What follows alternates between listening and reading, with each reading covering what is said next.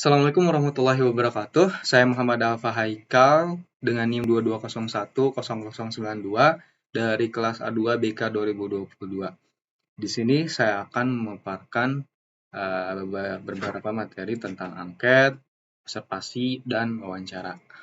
Baik, yang pertama saya akan menjelaskan apa itu angket. Angket adalah salah satu alat yang sering digunakan dalam penelitian dan evaluasi untuk mengumpulkan data dari responden, yang dimana dengan kata lain, angket merupakan kuesioner atau daftar pertanyaan yang disusun secara sistematis untuk mendapatkan informan tertentu dari orang-orang yang menjadi subjek penelitian tersebut. Nah, adapun langkah-langkah pembuatan angket, yang pertama ada definisi tujuan penelitian evaluasi. Yang kedua ada identifikasi variabel atau indikator. Yang ketiga ada pemilihan pertanyaan. Yang keempat ada skala pengukuran. Yang kelima ada validasi angket. Yang keenam ada uji reliabilitas. Dan yang terakhir ada pengembangan angket final. Setelah ada kelebihan, pasti ada kelemahan. Kelemahan dalam penggunaan angket, yang dimana yang pertama bias responden.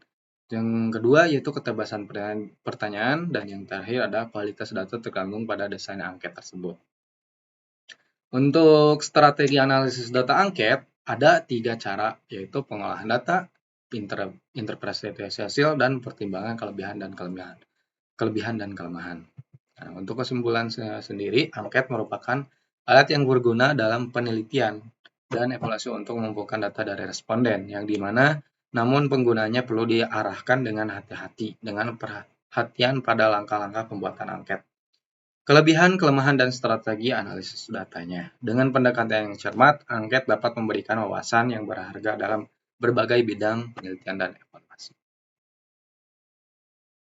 Baik, materi selanjutnya ada observasi, yang dimana observasi adalah metode penting dalam penelitian ilmiah yang melibatkan pengamatan dan pencatatan fenomena yang terjadi di dunia nyata.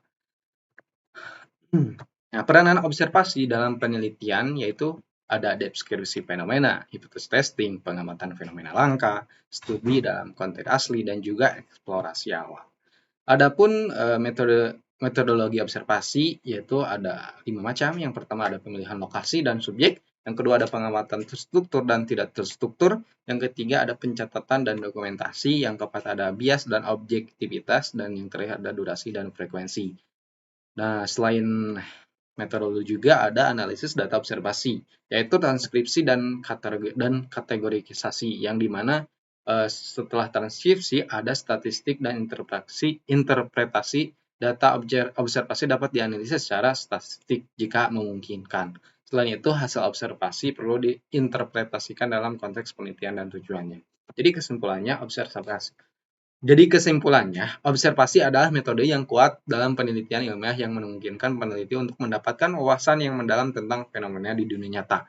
Dengan metodologi yang tepat dan pemilihan lokasi dan subjek yang cermat, observasi dapat menjadi alat yang sangat efektif dalam mengeksplorasi, mendeskripsikan, dan menguji sebuah hipotesis dalam berbagai bidang ilmu pengetahuan.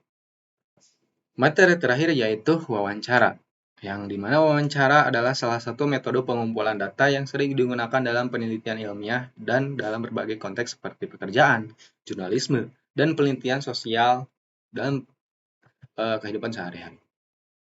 Yang dimana peran wawancara dalam penelitian yaitu yang pertama ada pengumpulan data kualitatif, yang kemudian ada pengujian hipotesis, eksplorasi konsep baru, konteks sosial, dan subjektivitas dan inti pengalaman.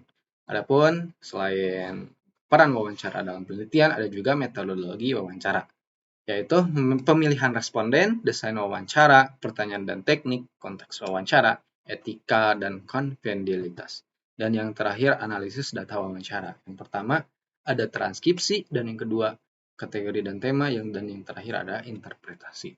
Jadi kesimpulannya adalah wawancara merupakan metode yang kuat dalam penelitian ilmiah yang memungkinkan peneliti untuk mendapatkan wawasan mendalam tentang pandangan, pengalaman, dan persepsi subjek penelitian. Dengan metodologi yang tepat dan pertimbangan etika, wawancara dapat menjadi alat yang sangat efektif dalam mengeksplorasi, menguji hipotesis, dan memahami fenomena dalam berbagai bidang ilmu pengetahuan. Dengan penggunaan yang cermat, wawancara dapat memberi pemahaman yang kaya dan mendalam tentang realitas yang kita telah untuk kejadian saat. Baik, cukup sekian. Assalamualaikum warahmatullahi wabarakatuh. Terima kasih.